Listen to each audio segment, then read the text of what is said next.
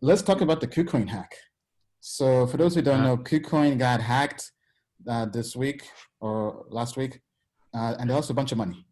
Now, I've not kept too much tabs on it, but my understanding is lots of projects have rallied and come together in good faith and have basically frozen funds or are in the process of exploring doing token swaps to mitigate the hack.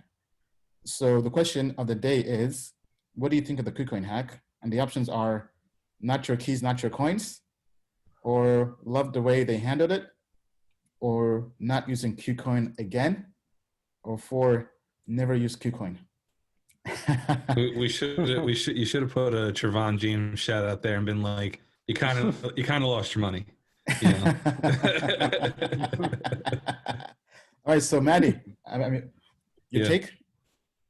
I mean, I'm on option one here, not your keys, not your coins. Like, I've been loving market buying on Uniswap and not having to send money to centralized exchanges. I've been an advocate against centralized exchanges for a long time. I think you and I, Ian, have had conversations on live streams dating back to 2017 where we thought maybe atomic swaps could be the thing, but Uniswap is literally changing the game. When I look at top 20 coins, 15 of them have their own blockchain. I think 15 to 17 of them, and the other 3 to 5 are based on usage, like actual usage, or they were usage and switched to a blockchain, which is a common theme with some Ethereum coins. Once they get so big, they just create their own blockchain for whatever reason. So I think Uniswap is no exception. I see them going to a top 20, and we should just promote, trading within our own wallets and not support centralized exchanges. They have a space in the ecosystem on an institutional larger layer, but what I've liked about this decentralized revolution that we've been experiencing for the last several months is that these exchanges are much smaller and our power much greater, so stop supporting them. Yeah. Like that. Anybody want to chime in on that, Coach K? I think things like trade, for example, when we're on that, where we're going to be able to actually feel like we're trading on Uniswap. But yeah, market buying, market selling is great, but it can be a lot more risky for a lot of people, especially when you can't stop out. So once you have things like trade or version 3 of Uniswap, I think is going to have stops and limit orders and stuff. Once you have that, I don't see the need, especially with Uniswap and Mooniswap. All these guys have lots of liquidity now. I think that's why you're seeing CZ and everyone just lists everything, because they're threatened heavily right now because they realize people don't really need to do it. They don't need to go on their platforms for liquidity at this point. And and this KuCoin hack is just another reason for why people should be, keeping their coins off of exchanges in their own wallets. Like, I've been training a lot of people to use their own MetaMask. Why are you keeping all your USDT on an exchange? Put it in your MetaMask. You can hold it there. It's yours. You can back up your keys. You can put them in 2 different places, your seed keys, for example. And if you ever have anything happen, if your house burns down, you have it in another place. So you're always going to have that. And if KuCoin could as well, they say they have an insurance fund. But if these projects didn't come together and didn't say, hey, we're going to basically do decentralization and, reverse what happened, because I don't personally feel that's really decentralization at all. What they've done is basically, okay, we're going to reissue new coins. It's cool, but it's also what split Ethereum originally was, this whole parity hack. So it also ruined Steam with Justin Sun and their whole, when you give exchanges a large amount of power in terms of holding a large sum of a coin, you now can control that ecosystem. And that's a dangerous thing for people who are supporting that, especially financially. I agree. And so with KuCoin, a lot of people really like that exchange. Everyone said, oh, it's so hard to get your money off because you have to do this code and you only have 30 seconds and you have to do this other code and you have to do Google FA. But they still it seemed like it's too easy, and how they moved all those funds out that fast, it just seemed like they're not responsible. And I'm glad I didn't have a lot of money on KuCoin, because I always, with centralized exchanges, I keep them a little bit on each, a little bit spread out. So if I need to trade, I have capital on them. But yeah, don't ever put all your crypto on an exchange on one, spread it out, and then keep most of your capital off exchange if you can. As a trader, it's harder for us. All of us, we have to keep, coins, unless we're going to, every single time we go on exchange to trade, we're putting it on and off. But it seems like the space in centralized exchanges until this KuCoin hack was actually getting a lot better. You know, we hadn't heard of a crazy hack all year until this happened.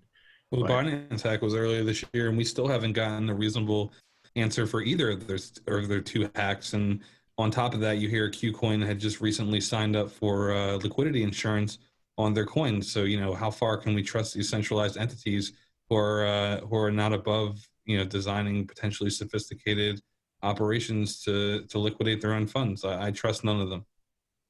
I don't trust none of them either. And I think if you actually look at data, almost every single one, even Mt. Gox, was an inside job. Like, yes, you could say that's tin hat, but I don't think it's tin hat at all. I think it's way too convenient. And, you know, you have to trust a person, or would you rather trust yourself? That's the difference between decentralized and centralized. It's, I can trust myself or I can trust another entity. Some people, old school, probably rather have their stuff on a centralized exchange. Guys like us are trying to usher in that new wave.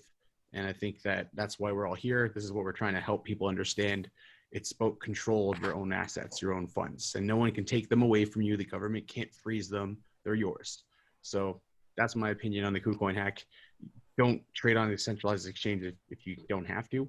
And with things like trade and all these other new assets and new ways that we can actually use, you know, these instruments, I don't see why, after we can put limits and stop losses and everything on a decentralized exchange, why we really even need a centralized exchange at that point. It's also cheaper.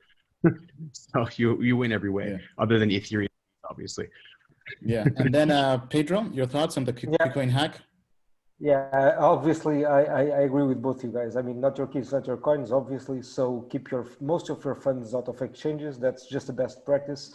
I think in terms of KuCoin, I've never used it, so I don't know if it's trustable or not. But again, I wouldn't put, like, you know, most of my funds in exchanges, only, you know, the money that I want to trade.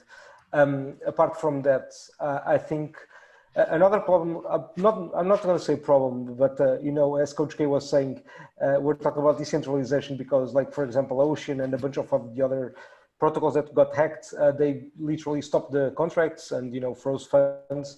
So I think most people were aware of, like, you know, of that in terms of Tether, but now I think they'll start to realize that most coins are not really decentralized, because if something happens, something bad, or that's something that goes against what the company wants, maybe they can just freeze funds, you know, that's it, no problem. So yeah, I'm not sure about the decentralization aspect of it, because I think that the hack kind of showed a bit of a dark side of some coins, basically, at least ones that were built over Ethereum, or coins that people thought that were decentralized.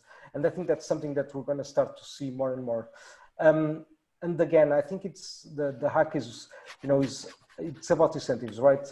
It's like when we pay fees to the miners. The reason that we pay fees to the miners is so that they don't, like, you know, double spend, right? One could think of it like that. So I think the KuCoin hack, it could be an inside job. I think it might be true that most hacks are inside jobs, or at least that would make sense, because the guys working there should have easier access to the, you know, to making, you know, withdrawals and such. So it could be, but again, don't keep your funds at exchanges so that you don't suffer, like, you know, big losses, basically. Yeah. All right. Thank you, Pedro. Pedro has a huge fan base in the comments. Bill, so one thing I was thinking about this. So Binance coin, when it first came out, you know, everyone was like, what the heck is this? Multi-Coin Capital liked it, and then it went from $2 to 40. And then I was talking to one of my colleagues the other day, and this is before the hack. And I was like, you know, these decentralized exchanges, their tokens, you know, their value is, I don't know, they're nebulous, but these value propositions from these decentralized exchanges are so compelling relative to the centralized exchanges that if you look at the price of these things, how much they could theoretically go up if it became an investment theme, I'm like, you know, you have to pay attention to it. Now, I know there's probably ways to value it, but I'm just looking at it going, God, if this is the future, you've got to look at this. And then when it comes to the hack, I was like, wow. So they hacked it, and then somebody came in and printed tokens and replaced everybody's money. And I was like, gee, does that sound familiar? And we always have a joke on the Token Metrics show where I say, oh, that was just like back in 1998 when a quant fund blew up. And then Ian rolls his eyes and laughs because our whole viewing audience wasn't born yet. But this whole idea of like printing stuff and handing it out just because there was losses or a hack is something from legacy, which I thought we were trying to get away from. So that's my take on KuCoin. Yeah, I mean, go ahead, Matty. Yeah, I just wanted to add two additional things to the context of the conversation of the next stage, and shout out to Michael Chen for really drilling this into my head, is that you can have CertiK or QuantStamp or wherever you want audit your contract. It can be public for 4 years, but unless you have insurance on it, it means nothing, because audited and open source does not mean bulletproof, right? So if we're going to have billions of dollars on decentralized exchange liquidity contracts, they need to have insurance on them in some sort of manner, and that's what these big exchanges are providing, quote unquote, providing right now, is some sort of insurance with some sort of fund, wherever that's coming from, mainly with Binance, but KuCoin says they have one as well.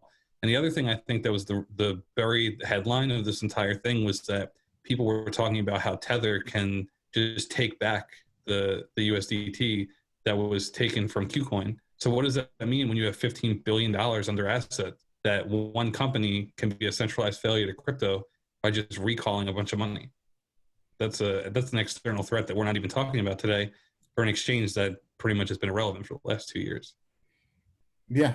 I mean, I also find it pretty much nerve-wracking that all these different projects are basically doing swaps, or with Tether freezing money. I mean, with Tether, we kind of already knew that, but I think people kind of forget that Tether has that ability, because Tether is the most used stablecoin still. So the fact that they can just freeze funds pretty much by just pushing a button is not really decentralized. And I think that that's also why DeFi has taken off. I think, so me and myself, frankly, I've not used centralized exchanges in a while. I try to avoid them because everything nowadays to me is Uniswap, or basically not your keys, not your coins.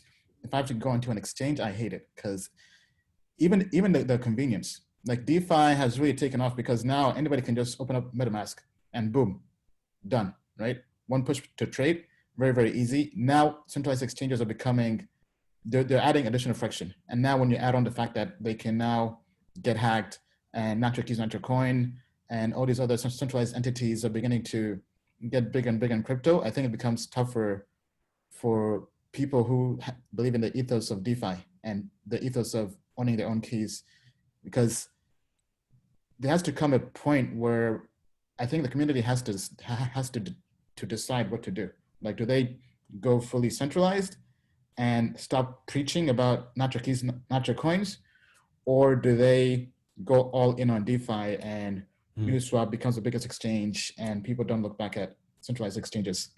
Chaos theory would dictate that there is no resolution. One is an infinite source versus another who's a structured source, and there's never a resolution with that. You're never going to get that out of crypto. There's going to be people who want fair. Centralization. There's going to be people who want structure, and there's going to be people who understand that with great power comes great responsibility. Yeah, so kind of like yin and yang in a way. Yeah, I think there's a lot of people, like, you have, let's say, $500,000 of assets, and you have to control those assets yourself. And what happens if you make a mistake or you do something wrong and you lose all those assets and you have no insurance, because there is no insurance for your own MetaMask wallet, for example. So there is a risk there. And I think there's a lot of people, maybe through education, through helping people understand this, that'll start to change. But I think that's not going to happen in the next 5 or 10 years. It's going to take a long time for people to really understand, or a major event, a black swan event or something, where people like realize how corrupt and how messed up the world really is, and like how the financial systems really work and how inflated they are. And when that bubble bursts, maybe that will be the point where people wake up. But it's going to be quite an interesting ride for a lot of us that are here. And I think all of us that are educating people about how to do this and why they should, we're going to help a lot of people when that happens, because they're going to be ready and they're going to be set up for it. Even if they have only some of their assets decentralized in their possession, I think that will be good, because if we had another Great Depression, I mean, banks aren't going to bail you out. Insurance companies aren't going to bail you out. They're not going to have money either. Banks are going to take your things. They're not going to give you anything. They're gonna Right. Actually, I was going to mention there's a country called Cyprus a while ago. They did what's called a bail-in. Okay, which meant they went into your bank account and just took 10% to make their government solvent. So MetaMask can help with that or stop that. Yeah, so the audience has voted, and pretty much in landslide, not your keys, not your coins, is what people think. All right, thank you for everyone, and tell us what you think down in the comments below. We have some smart people.